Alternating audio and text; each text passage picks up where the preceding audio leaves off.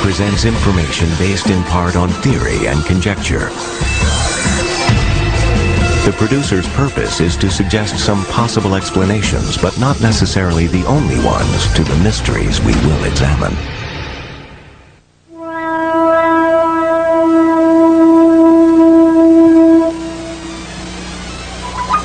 They've been reported at dusk or in the dead of night, in clearings amid still woods and fields in lonely farm country.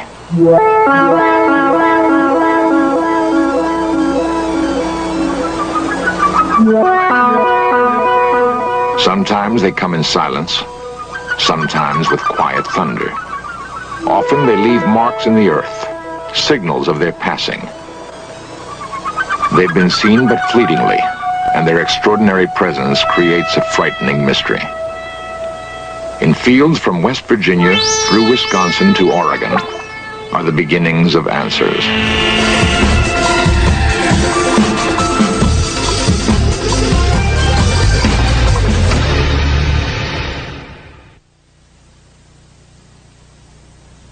On June 24th, 1947, an Idaho businessman named Kenneth Arnold was flying his private plane near Washington's Mount Rainier.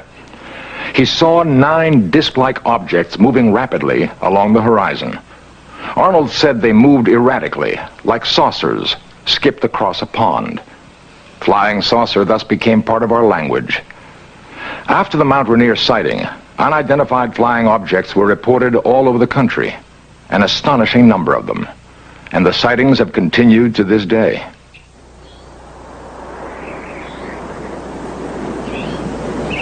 A chill morning in Mellon, Wisconsin. Quiet fields and quiet people. Yet something remarkable happened on the Mellontown Road. Something that would have seemed incredible if it hadn't happened to people as down to earth as the town of Mellon itself. How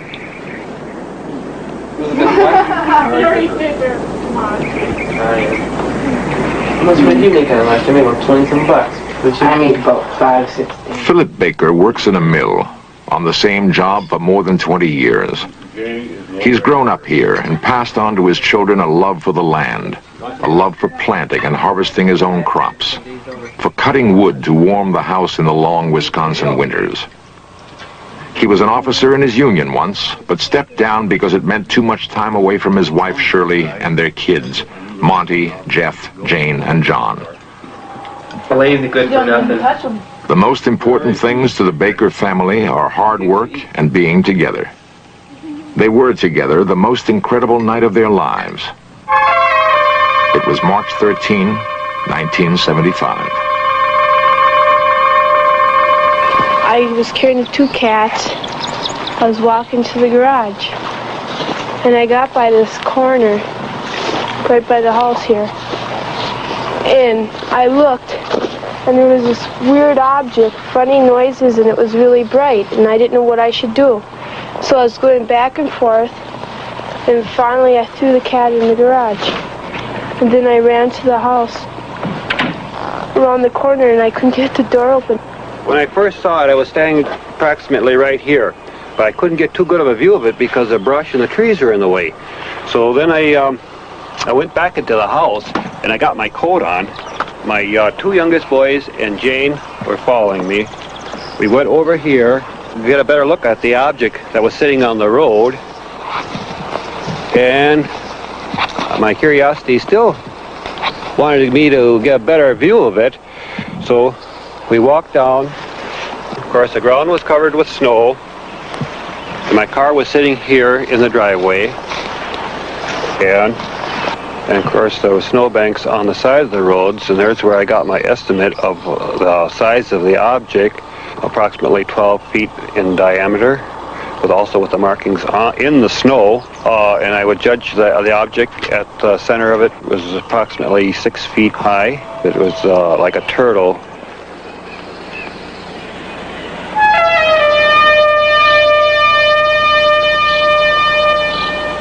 My 2 boys and my girl started to proceed here closer. My girl told me not to go any closer to it. She ran back in the house. He was going to go walking up to it, and I went back to the house and told my mom that he was going to go up there and get closer to it. and she came out and she yelled at him.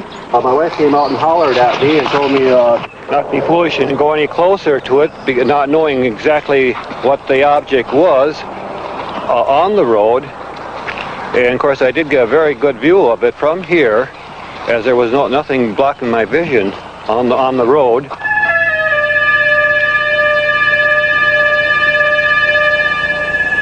Montgomery was looking out the upstairs windows where he got his view of the object. And we went in the house and we called the deputy sheriff. And when the deputy said hello, it was a boom and it was gone. I went out and I couldn't see it anymore. The sheriff came and he saw nothing. That can be a pretty lonely feeling, to have witnessed something incredible and be unable to produce evidence. Loneliest of all, perhaps, for the Baker children. They would want to tell their story to friends at school.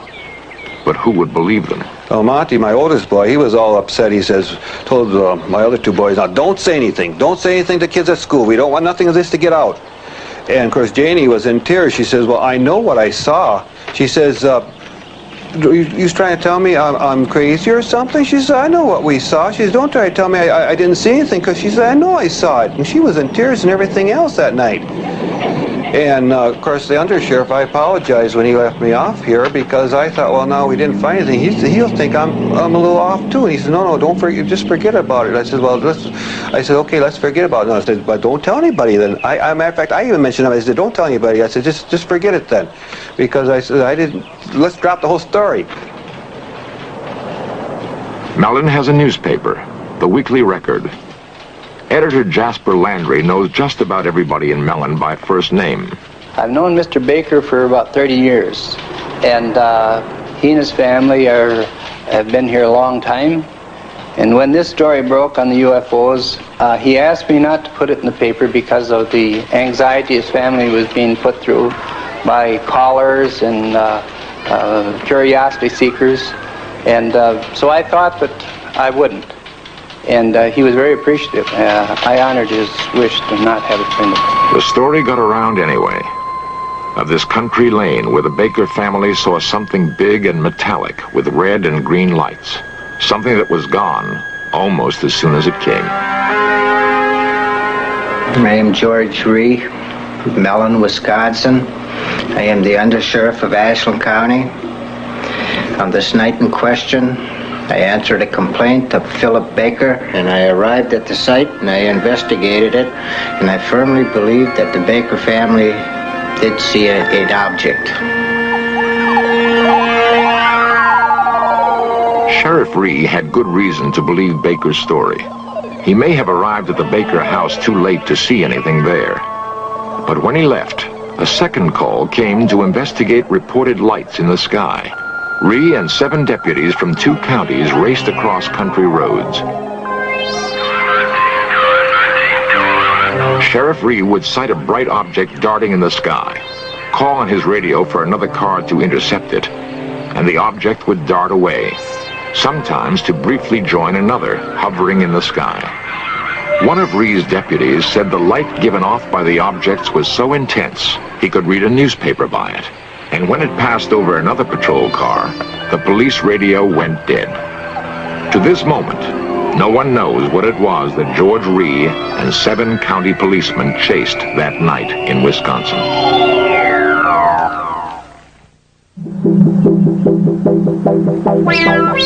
Big Chimney, West Virginia. It has been suggested that the overwhelming percentage of UFO sightings occur in small towns and rural farmlands for good reasons. The view is less obstructed, for one thing. The residents are more likely to be looking up at the sky, more sensitive to the changing lights above. It's about 9:30 in the night. We were driving north on 119 towards Clendon, and my wife saw some intensely bright lights in the sky, and she commented that this was the brightest airplane lights that she'd ever seen. I looked up, and there this big diamond-shaped object with big flat ends set right above the treetops. Carol Critchfield pursued his UFO to the spot where he saw it set down and found marks that could have been made by landing gear.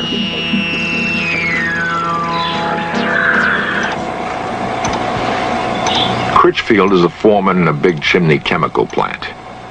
He's not the sort of man who is often called on to take lie detector tests. But he knows how incredible his story must sound. I'm Ian Criswell from the Criswell Security Agency in Wheeling, West Virginia. Myself and a team of investigative specialists conducted extensive polygraph testing of Mr. Critchfield. The lie detector, or polygraph, is a sensitive device for recording changes in body temperature, rate of breathing, electrical impulses in the skin, and heartbeat. Preliminary tests established normal parameters, which, if exceeded during the actual test, indicate deception. This is the blood pressure pattern, this is a skin sensitivity pattern, and this is a breathing pattern. A lie detector test cannot prove whether or not Critchfield saw a UFO. It can only indicate whether he believes he is telling the truth. Is your last name Critchfield? Yes. Do you intend to answer all of my questions truthfully? Yes. Are you being completely truthful to the best of your belief concerning the object which you described and saw in the written statement describing the events of June 12, 1975? Yes.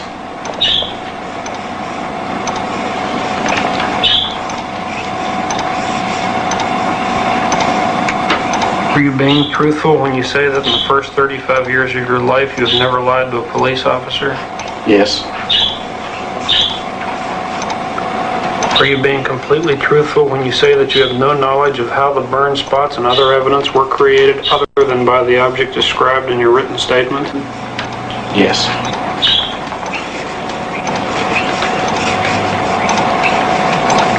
The test is now over.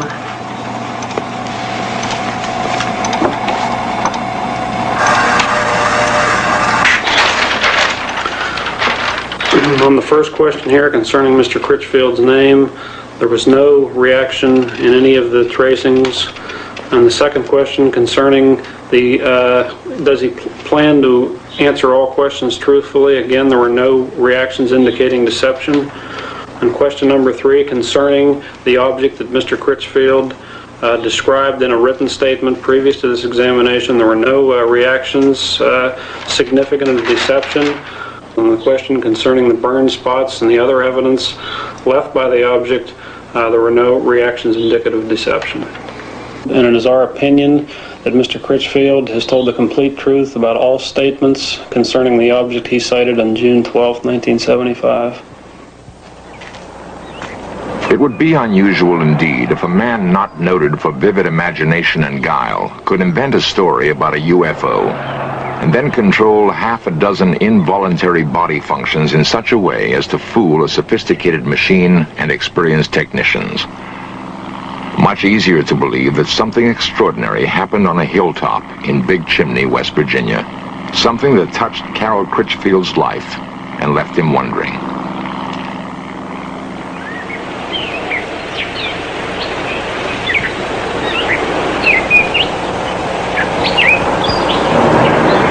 The pocket transit also can be used to get... Some men, like Ted Phillips, are dedicated to finding answers for the growing number of perplexed people who have had UFO experiences.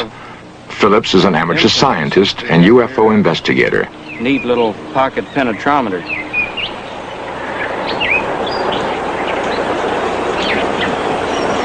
Phillips has taken soil samples at dozens of reported UFO landing sites.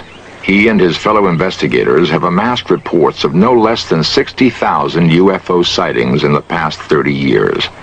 Many of these were fairly easy to explain. Conventional aircraft, weather balloons, flocks of geese. But more than 900 cases remain unexplained. Phillips has an important ally in his search, the University of Kansas Aerospace Science Laboratory. It is the place he sends soil samples for analysis. Dr. Edward Zeller is the man in charge.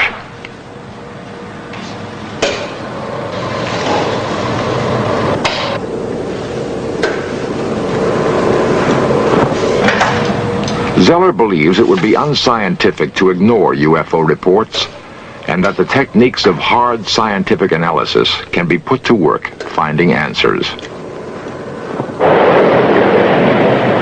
Medford, Minnesota. Medford provided Dr. Zeller with a test sample, and a remarkable story told by Janet Kay provides the background. On the night of November 2nd, 1975, I was sitting here doing my homework, and I looked out the window, and right above the blue building, I saw a UFO come down out of the sky. And it landed behind the building, and behind the building is a football field. It landed there. There were two other witnesses, Janet's mother, Helen, and her brother, Jerry. A lot of people in town saw it. I don't know how many people saw it and told us the next day that they saw this thing up in the sky. In the sky. As we pulled around the driveway here, I noticed up by the blue shed over there that there was something in the sky. So I pulled out of the driveway, and I said, turn down here, we can maybe get closer to it. So we just went over this way. And then you could just see it real good before the trees. It was definitely right there. And we just drove up here, and by that stop sign there, the railroad tracks, there's a fence across, so we couldn't go any further. And we just noticed it. It was just coming right in front of the trees, and we just stood here a minute till we saw it just glide over the top of the trees, and then it was gone. Well, a couple days later, after we saw the UFO go down, I saw a lot of people over here looking at something, so I came over here and I found this big brown spot on the football field where the grass had been burnt. As you can see, the blue building is right over there, and the burned spot is right here. And it's right in line with the window we saw the UFO come down from. Now, this happens to be the sample from the Medford site, number 2, which does show some strange luminescence properties. And so I'd want to make sure that the sample that I'm dealing with is not in itself radioactive. And I don't find that it is. I don't see any evidence of increased radioactivity. Yeah, at the time, it wasn't scary. It didn't frighten me when I looked out the window and I saw it. I didn't get scared or anything. But afterwards, when I realized that what I had seen was unexplainable, that's when it started to get scary. And then when they found the patch on the football field, well, that got a little worse. Furnace ready to be inserted here into the light chamber. And now we've inserted the sample, which is on the electric furnace, into the chamber, and we're going to start heating it. It's been 6 months since we saw the UFO go down, and as you can see, the burnt spot is still visible.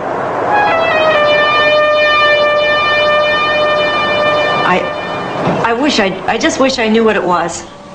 Don't you think so? Yeah, I mean, if it was something, you know, from another country or something the Army was putting up in the air, I wish they'd come and tell us that, that this was it, and not just leave us out here thinking that it was something from some outer space place.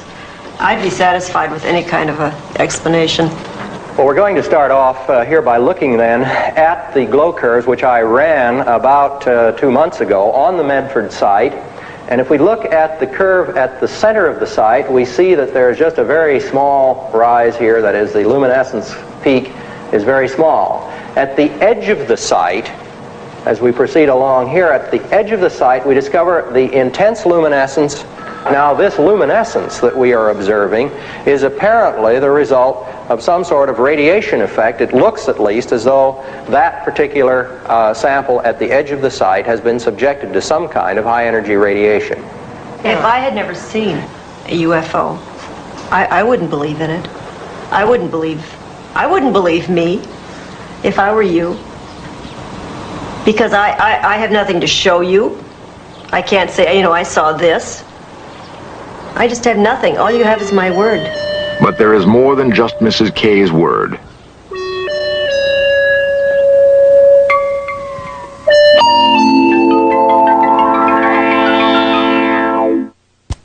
In a recent Gallup poll, 15 million Americans claim to have seen a UFO. 15 million. The same poll showed that 51% of the adult population is convinced that flying saucers are real. For those who haven't seen one, this is a recreation of what Carol Critchfield saw on a hilltop in Big Chimney, West Virginia.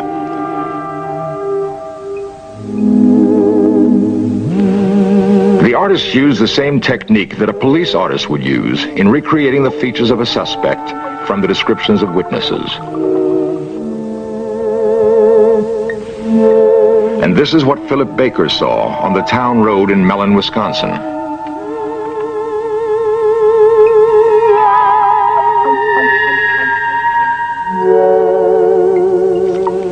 Helen Kay and her children saw this object land on a football field in Medford, Minnesota. The last systematic attempt by the U.S. government to investigate UFOs was conducted by the Air Force and was called Project Blue Book. Project Blue Book ended in 1968. The Air Force had by then investigated more than 11,000 UFO sightings and found explanations for all but 676. The Air Force seemed to have no interest in the sightings it could not readily attribute to earthly phenomena. Perhaps it's time to approach the question of UFOs again, without bias. For we can only hope that if we are being studied by aliens, it is with more thoroughness and care than we have focused on them. Coming up next, more UFO lore as we set off in search of UFO cover-ups. Then, Pappy Boynton and his flyers used some captured enemy planes for a raid on a Japanese aircraft carrier in the Black Sheep Squadron.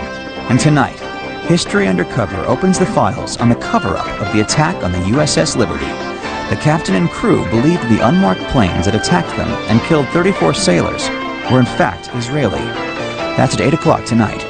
But stay tuned now for In Search Of, here on the History Channel.